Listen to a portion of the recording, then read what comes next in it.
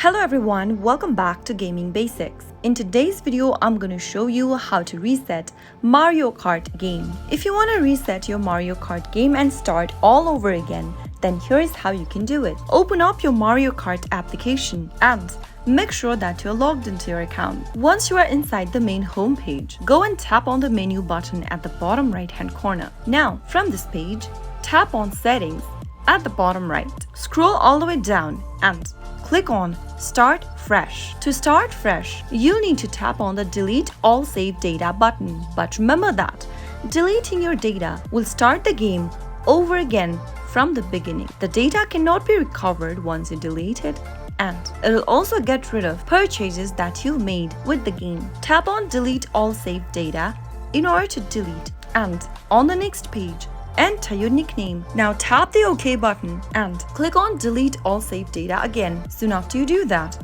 the account link has now been removed. You can now close the game if you want.